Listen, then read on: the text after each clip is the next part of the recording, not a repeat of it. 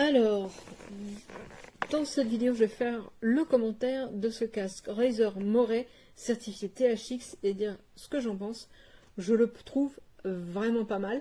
Évidemment, il est pensé pour les gamers, avec un son un peu particulier, mais ça reste très agréable pour un peu tout ce qu'on utilise et la présentation est hyper soignée. Voilà, tout est hyper bien rangé à l'intérieur, c'est assez impressionnant.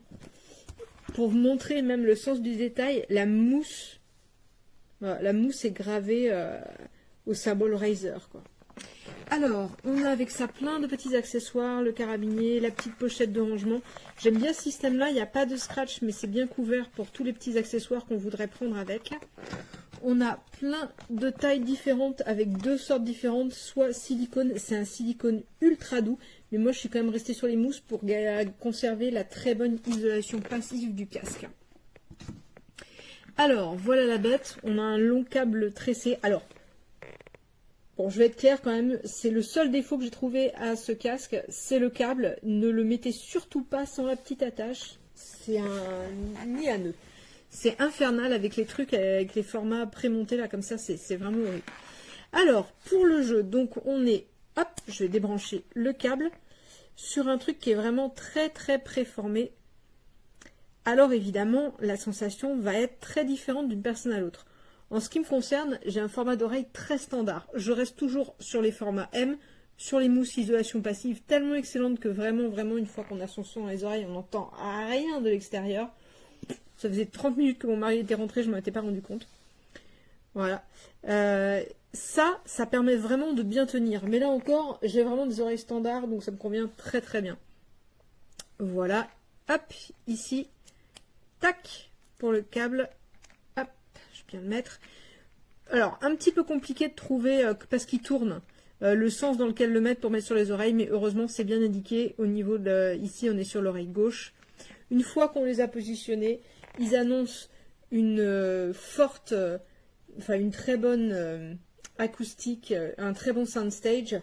Là, il n'y a rien à dire. Effectivement, on est sur ce soundstage vraiment large avec une très bonne proposition de localisation de son. Et donc, moi, l'avantage que j'y vois, si on est dans un profil d'utilisation gamer, on va vraiment avoir une bonne sensation d'où vient le son. Eux, leur principal souci dans ce domaine-là, c'est un format audio qui fatigue peu, avec un confort qui fatigue peu. Alors autant je suis d'accord sur le confort, autant sur le son c'est plus compliqué quand même, parce qu'en gaming on va avoir des sons qui sont parfois un petit peu agressifs. Et le son ici est très précis. Je trouve qu'il rend vraiment bien, à tel point que j'ai vraiment dû baisser beaucoup de choses au niveau sonore pour pas être gênée.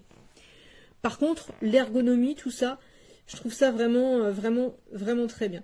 Voilà. Et donc ils indiquent une isolation passive supérieure. Et là, je suis d'accord également, c'est vraiment excellent. On a donc un son qui va amener beaucoup de précision. Et si jamais j'ai tout d'un coup l'envie de faire autre chose, d'aller mettre un petit fond musical ou autre, ça rend très bien aussi. Ça rend pas un son propre à un mélomane parce qu'on est sur des réglages gamer. Mais du coup, ça donne quelque chose qui est assez précis. Et vraiment, moi, mon plaisir avec ce genre d'écouteurs, c'est quand l'effet de soundstage est bien rendu, quand on a une bonne profondeur de scène. Et ici, on a cette belle profondeur de scène, donc ça rend très agréable. Et du coup, je l'ai utilisé aussi sur mon téléphone portable.